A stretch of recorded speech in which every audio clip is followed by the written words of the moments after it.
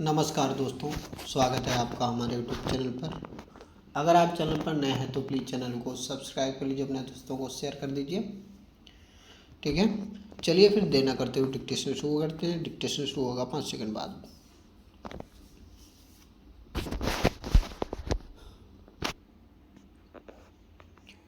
Start. सभापति महोदय, यह मेरा परम सौभाग्य है कि आज इस अवसर पर मुझे देश के उन होनहार युवकों से बातचीत करने का मौका मिला है जो कि यहाँ पर उपाधि प्राप्त कर रहे हैं। दक्षिण भारत में जहाँ की अपनी अलग अलग भाषाएं हैं, गांधी के प्रयास और स्नेह से हिंदी के प्रचार का काम शुरू हुआ। गांधी जी एक महान नेता ही नहीं थे बल्कि एक दार्शनिक भी थे।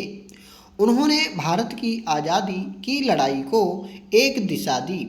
आज़ादी मिलने के बाद जो हमारे देश के लिए बाधाएं बन सकती थीं कि उन सब के बारे में उन्होंने सोचा और उन्हें दूर करने का प्रयास किया। गांधी जी के प्रयास से ही दक्षिण में हिंदी प्रचार को आज़ादी के एक प्रमुख साधन के रूप में महत्वपूर्ण स्थान मिला। भारत की आज़ादी की लड़ाई में ऐसे अनेक साधनों का प्रयोग हुआ जो देश की एकता के लिए महत्वपूर्ण थे। इन साधनों में हिंदू मुस्लिम एकता, हरिजन समस्या, जातिवाद की समस्या और खादी की समस्या आदि प्रमुख थे। इन सब साधनों के साथ हमें हिंदी को भी माना। यह इसलिए आवश्यक था कि अपनी भाषा के बिना कोई भी राष्ट्र उन्नति नहीं कर सकता। राष्ट्रभाषा हिंदी के बारे में लोगों में अनेक शंकाएं थीं कि दक्षिण भारत में हिंदी का विरोध होता है, परंतु मैं आपको यह बताना चाहता हूँ कि आज़ादी के पहले और आज़ादी की प्राप्ति के बाद भी दक्षिण में कभी भी यह भावना पैदा नहीं हुई कि वे हिंदी का विरोध करें।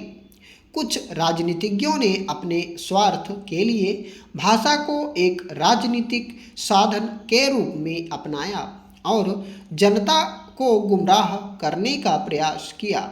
सूचना और समाचार माध्यमों ने भी इसे अपने व्यापार को बढ़ाने के एक साधन के रूप में लिया और कुछ लोगों द्वारा कही गई बातों को इस प्रकार जनता के सम्मुख रखा कि लोग समझने लगे कि यह दक्षिण की जनता की भावना है और वह हिंदी का विरोध कर रही है।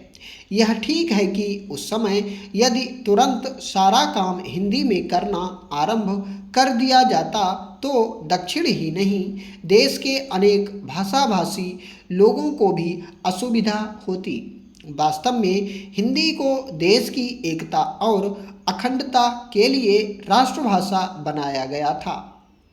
उसे सभी भाषाभाषियों के बीच एक पुल का कार्य करना था। अतः यह सोचना कि हिंदी को लागू कर अहिंदी भाषियों को परेशानी में डाला जाएगा गलत था। अध्यक्ष महोदय, जो बिल हमारे सामने रखा गया है उसमें बहुत सारे सुधारों की आवश्यकता है।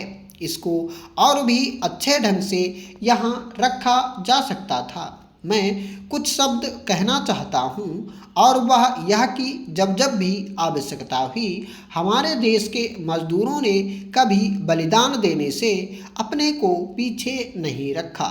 जब जब आवश्यकता हुई उन्होंने ऐसी व्यवस्था को स्वीकार किया जिससे देश का कल्याण हो। अभी हाल में जो समझौता हुआ उसे मजदूरों की एक बहुत बड़ी कुर्बानी समझनी चाहिए जो उन्होंने की। उसे उन्होंने स्वीकार किया जो शायद साधारण स्थिति में वे स्वीकार नहीं करते, लेकिन फिर भी देश की आवश्यकता को देखते हुए उन्होंने स्वीकार किया। जब जब सहयोग देने की आवश्यकता हुई तो वे कभी पीछे नहीं रहे।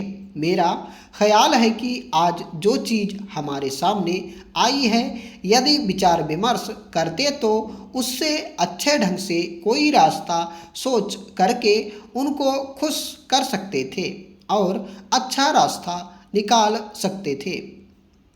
श्रीमान, बहुत सारी बातें हुई, लेकिन एक पहलू पर विचार नहीं किया गया जो मैं यहाँ रखना चाहता हूँ। एक तरफ बात होती है कि लाभ हो तो बोनस मिलना चाहिए, बात सही है, लेकिन कल्पना कीजिए वैसी स्थिति की जहाँ आप यह कहते हैं कि तुम कभी लाभ नहीं कमा सकते। मैं कोयला उद्योग की बात कहना चाहता हूँ। कोयले की कीमत निर्धारित करने के लिए एक समिति बनी थी। उसने कहा कि इनको अपना खर्चा चलाने के लिए कोयले का जो उत्पादन होता है उसमें आवश्यक है कि कोयले की कीमत बढ़ाई जाए। अभी भी कुछ बातें हैं जिन पर विचार किया जा सकता है। यदि गंभीरतापूर्वक विचार करके यह बिल यहाँ रखा जाता तो और भी अच्छा होता। इसमें नीयत की बात मैं नहीं कहता। अच्छी नीयत से यह बिल लाया गया है और प्रयत्न किया गया है कि मजदूरों की सहायता हो। जो एक अव्यवस्था चल रही थी उसे दूर करने के लिए एक व्यवस्थित ढंग से नियम बनाया जाए जिससे पूरे उद्योगों में समान ढंग से मजदूरों को बोनस मिल सके और उद्योगों में शांति स्थापित हो सके। इस बात की कोशिश की गई है, लेकिन इसमें कुछ ऐसी बातें रह गई हैं जिन पर विचार करना अत्यावश्यक है। आपने यह कहा कि पिछली बार जो बोनस का समझौता हुआ था उसमें कुछ अधिक भी दिया जाता था। सभापति महोदय, पिछले वर्ष इस सदन में यह सुझाव रखा गया था कि हमारे किसान जो फसल पैदा करते हैं उसका बीमा करने की व्यवस्था की जानी चाहिए। इस सुझाव पर विचार करने के लिए कुछ सदस्यों ने एक योजना भी बनाई थी, परंतु फसल बीमा योजना पर अभी तक कार्रवाई नहीं की गई है। इस योजना को अभी तक लागू नहीं किया गया है। योजना आयोग ने यह आश्वासन दिया था कि वह इसके लिए आवश्यक धन की व्यवस्था करेगा। हो सकता है कि इस संबंध में राज्य सरकारों में एक मत न रहा हो। उनकी यह धारणा हो सकती है कि इस योजना के लागू होने से किसानों पर बोझ पड़ेगा। यद्यपि अभी भी राज्य सरकारों के इस दृष्टिकोण में कोई विशेष परिवर्तन देखने को नहीं मिलता है, फिर भी इतना अवश्य है कि अब वे फसल बीमा की योजना को लागू करने के लिए तैयार हैं। इसके लिए वे चाहते हैं कि इस योजना पर आने वाला खर्च केंद्र सरकार वहन करे। पिछले वर्ष कृषि मंत्री जी ने घोषणा की थी कि सरकार संसद में एक बिल पेश करने वाली है। अब यह कहा गया है कि सरकार शीघ्र ही इस संबंध में आवश्यक निर्णय लेगी। मेरा तो यही सुझाव है कि योजना जल्द से जल्द लागू की जाए। जहाँ तक वित्त का प्रश्न है, यह ऐसी समस्या नहीं है कि इसे सुलझाया ना जा सके। आपस में विचार विमर्श करने पर कोई न कोई रास्ता अवश्य निकाला जा सकता है। महोदय, इसमें दो राय नहीं है कि हमारे देश के किसान गरीब हैं। ऐसी स्थिति में जब वे लगान तक नहीं दे सकते तो वे फसल बीमा की किस्त किस प्रकार दे सकते हैं। परंतु फसल बीमा के महत्व से इनकार नहीं किया जा सकता।